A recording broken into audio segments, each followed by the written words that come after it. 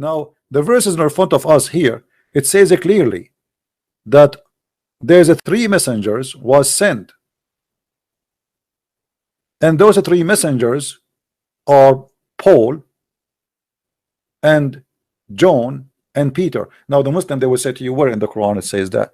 Well, hold on, your interpretation says that, not the Christian interpretation. It's your interpretation saying that.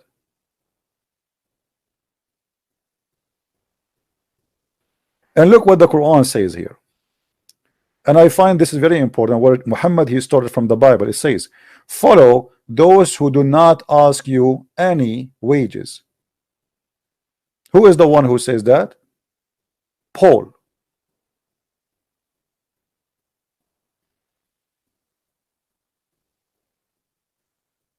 Follow those who ask you no wages. So how you follow Muhammad? Muhammad, he asked women to give their vagina as a gift. Muhammad, he asked for the 5th of every attack from the booty. Muhammad, he asked the Muslims before they meet him, they have to pay, especially if you want to meet with him in private.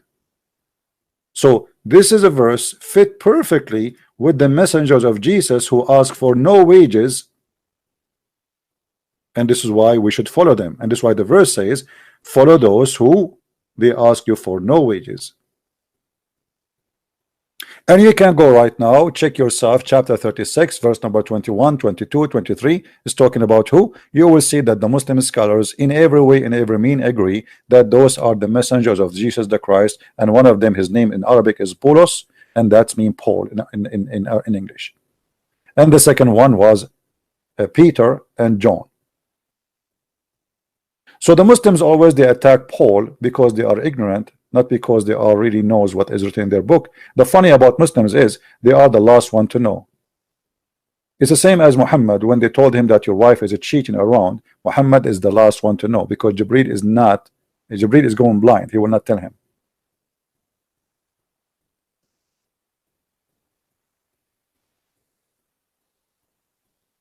Now, if there is any brave Muslim, he would like to say to me, I am lying about Paul is mentioned in the Quran interpretation, I challenge you.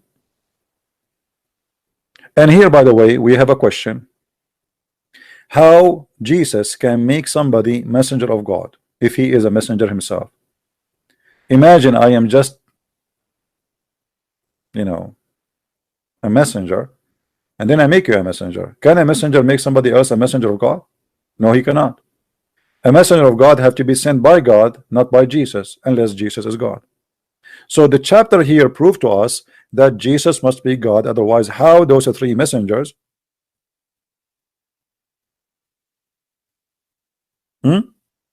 became the messengers of Jesus?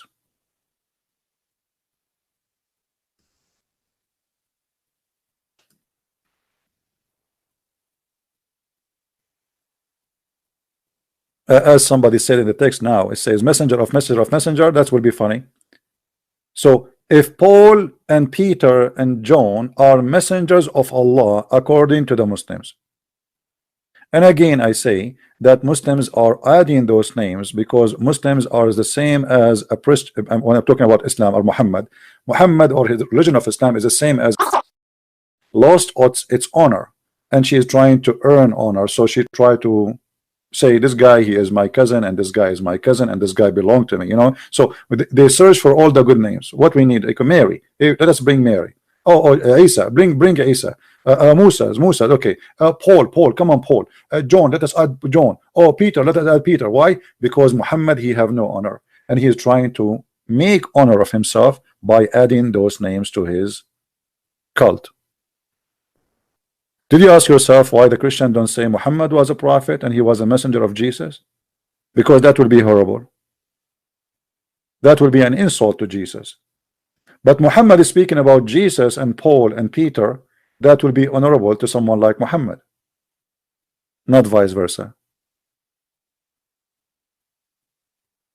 Now, if we go in the Quran, chapter 36, verse number 14, and you can open any Islamic interpretation, you will see with me, it says the following, that those are the messenger of Jesus the Christ. Ya, itulah tadi penjelasan dari Christian Princess ya. Jadi tadi saya agak ngakak ya, karena dia menyebutkan surah 34 ayat 14. Padahal di sana tentang Sulaiman, bukan utusan tiga rasul. Ya, ini agak ngakak. Oke, lanjut kepada surah Yasin. Oke, mari kita buka surah Yasin ayat 14 ya. Di sini menyatakan iz arsalna ilaikumul husnaini fakazzabuhuma fa'azazna bisalisin faqalu inna ilaikum mursalun. Yang artinya yaitu ketika kami mengutus kepada mereka dua orang utusan, lalu mereka mendustakan keduanya. Kemudian kami kuatkan dengan utusan yang ketiga. Maka ketiga utusan itu berkata, sungguh kami adalah orang-orang yang diutus kepadamu. Mari kita lihat ayat sebelumnya. Oke, di sini surah Yasin ayat sebelumnya yaitu 13. Udribul lahum masalan ashabal qaryati iz ja'ahal mursalun. Dan buatlah suatu perumpamaan bagi mereka, yaitu penduduk suatu negeri, ketika utusan-utusan datang kepada mereka. Ya, jadi Christian Princess itu mengambil satu hadis, satu riwayat, satu tafsir, yaitu tafsir Ibnu Katsir. Dia hanya mengambil satu ahli tafsir saja. Namun berbagai tafsir lainnya ini jauh berbeda. Rasul ketiga itu bukan dari bukan Paulus. Jadi Ibnu Katsir dan Imam Syukani dalam tafsirnya sependapat dengan Ibnu Katsir, yaitu Paulus.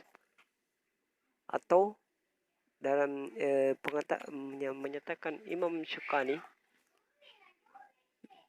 Rasul ketiga adalah Yahya dan Paulus. Simon, Yahya, dan Paulus. Sedangkan dalam tafsir Kazin disebutkan Rasul ketiga adalah Simon atau Solom, bukan Paulus.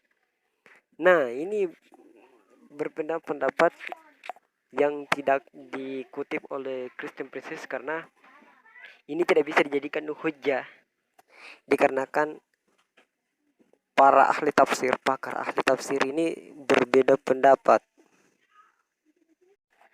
Ya, jadi sangat berbeda pendapat. Jadi jangan asal kopas ya, karena para ahli tafsir itu dalam mengenai surah Yasin ayat 14 ini berbeda pendapat, tidak satu sependapat, hanya mengeluarkan pendapat, tidak dijadikan sebuah hujjah ketetapan dalam penafsiran ayat tersebut. Oke, kita lanjut.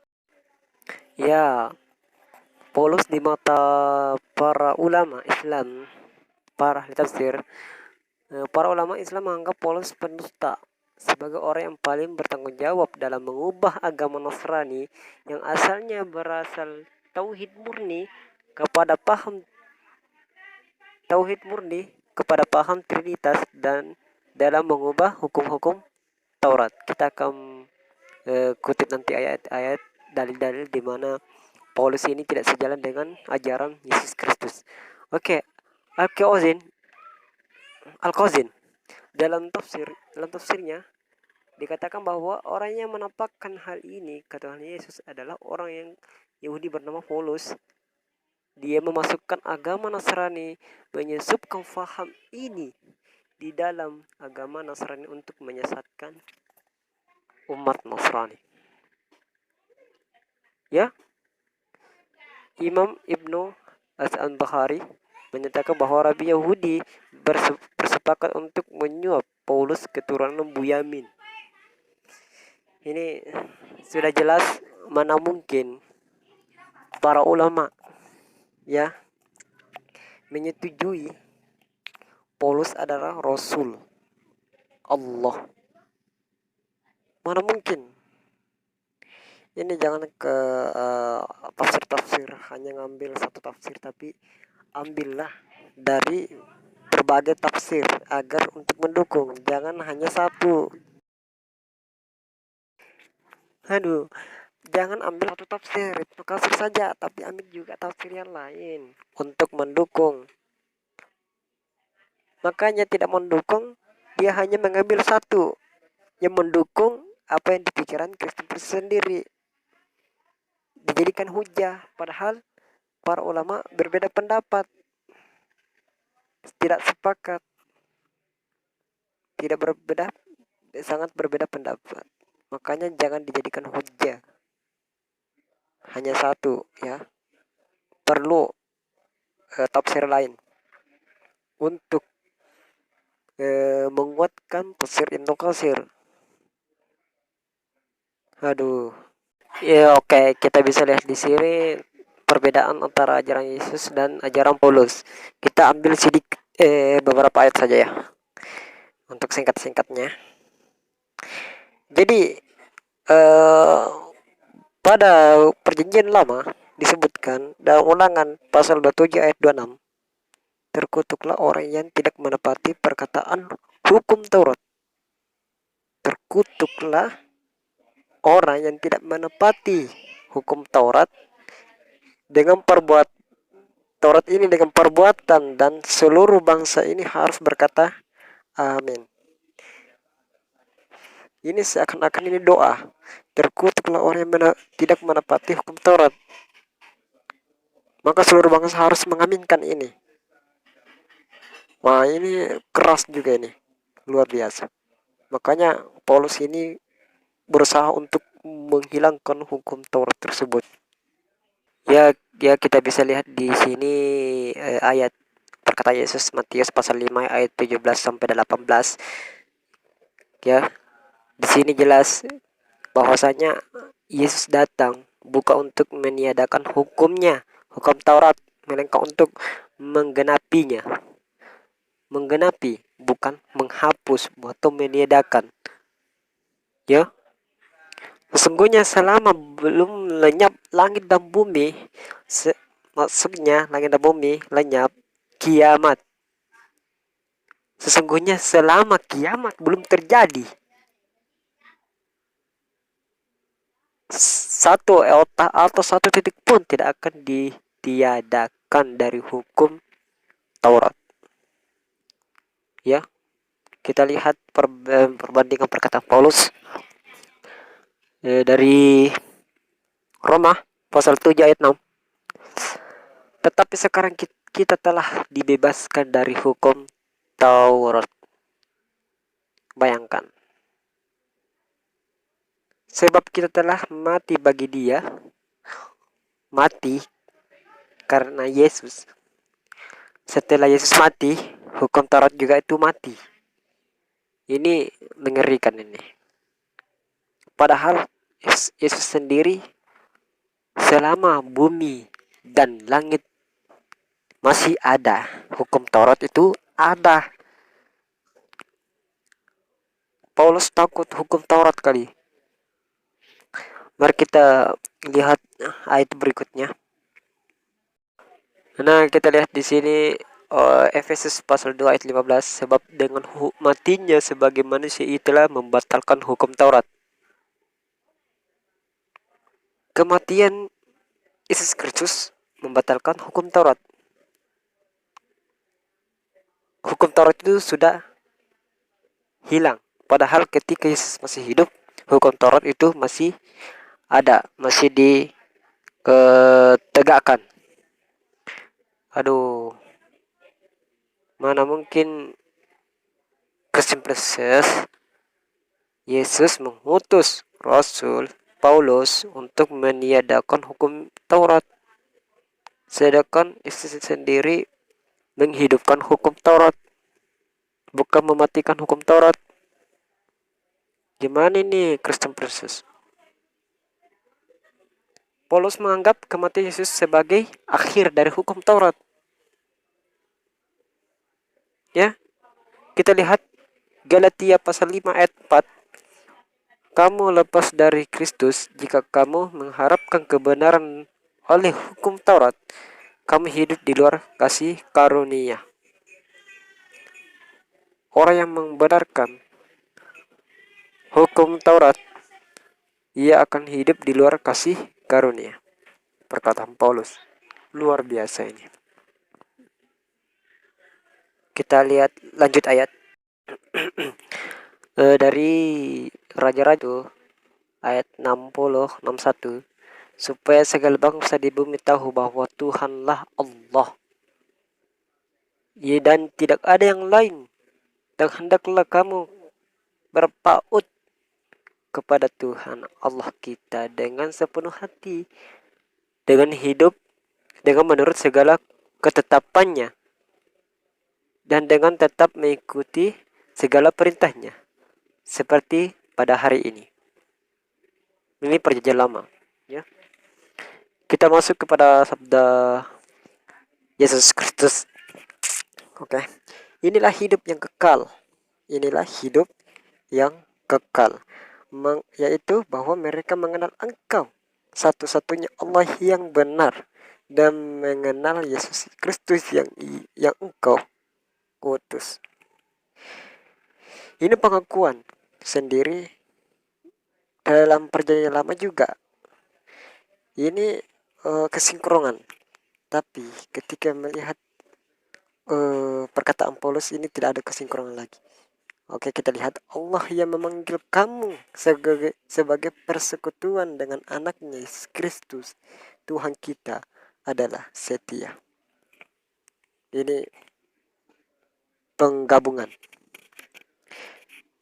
Ya, 1 Korintus 1 pasal 1 ayat 9. Kita lihat 1 Korintus 12 ayat 3. Karena itu kamu mau meyakini kamu bahwa tidak ada seorang pun yang berkata oleh Roh Allah dapat berkata terkutuklah Yesus. Dan tidak ada seorang pun yang dapat mengaku Yesus adalah Tuhan selain Roh Kudus. Kita lihat di Galatia, di mana Paulus mengatakan terkutuklah orang yang disalib itu. Ya, ini kesinkronan dengan 1 Korintus 12 ayat 3. Kita lihat 1 Korintus pasal 8 ayat 6. Namun bagi kita hanya ada satu Allah saja, yaitu Bapa, yang dimana padanya berasal segala sesuatu, dan yang untuk dia kita hidup, dan satu Tuhan saja, yaitu Yesus Kristus, yang olehnya segala sesuatu telah dijadikannya, dan karena dia kita hidup. Ini penggabungan. Menyatakan Allah saja, yaitu Bapa. Yang kedua, Yesus adalah Tuhan. Sedangkan dalam Yohanes pasal 17, Yesus sendiri bersaksi di mana dia seorang utusan dan menyatakan diri sebagai utusan dan menyatakan Allah adalah satu-satunya Tuhan yang benar. Oke, kita lanjut ayat. Oke, kita bahas masalah sunat. Apakah sama atau tidak? Oke, dalam Kejadian 17 ayat 14, dan orang yang tidak sunat, yakni laki-laki yang tidak dikerat sulit katamnya, maka orang itu harus dilenyapkan dari antara orang yang sebangsanya. Ia mengingkari perjanjianku ya. Yesus pun sunat dalam Lukas pasal 2 ayat 21, dan ketika genap 8 hari dan ia harus disunat, ia diberi nama Yesus, yaitu nama yang disebut oleh mereka sebelum ia dikandung ibunya. Nah, kita berujuk kepada perkataan Paulus Galatia 5, 2, dan 6. Sesungguhnya aku, Paulus, berkata kepadamu, jika kamu menyudutkan dirimu, Kristus sama sekali tidak akan berguna bagimu. Jika kamu bersunat, tidak ada gunanya. Tidak berguna bagimu Kristus, Yesus Kristus bagimu. Ini ketegasan sekali bahwasanya Yesus sunat, dan Paulus melarang sunat. Bahkan menyatakan Kristus tidak berguna bagimu kalau kau sunat. Kita kepada ayat 6. Sebab bagi orang yang ada di dalam Kristus Yesus, hal yang bersunat atau tidak bersunat tidak mempunyai suatu arti. Tidak memiliki suatu arti kalau kita bersunat. Hanya iman yang bekerja oleh kasih. Sedangkan kita baca dalam Kejadian 17, tegas sekali harus dilenyapkan.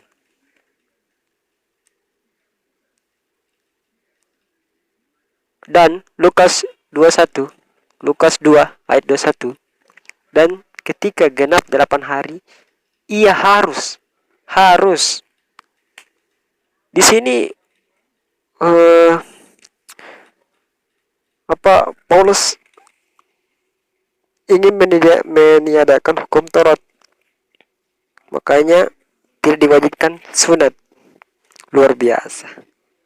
Inikah yang harus menjadi Rasul, utusan Yesus, sedangkan sangat bertolak belakang dengan ajarannya tersebut. Jadi Rasul Paulus adalah Rasul palsu, di mana ia ingin menghilangkan hukum Taurat. Karena hukum Taurat orang berdosa. Kalau orang tidak sunat berdosa. Melakukan ini berdosa.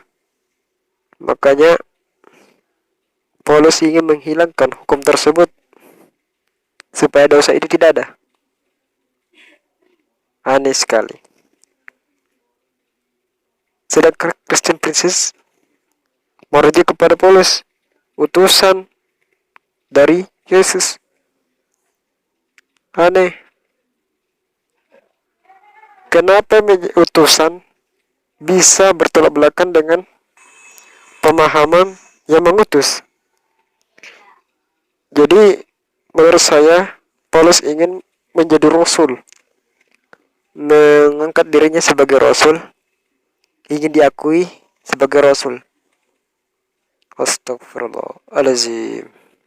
Oke, hanya ini yang saya dapat sampaikan dan jelaskan. Kalau ada kurang dan lebihnya mohon dimaafkan. Kalau ada yang salah tolong diluruskan. Wabillahi taufiq wal hidayah. Assalamualaikum warahmatullahi wabarakatuh.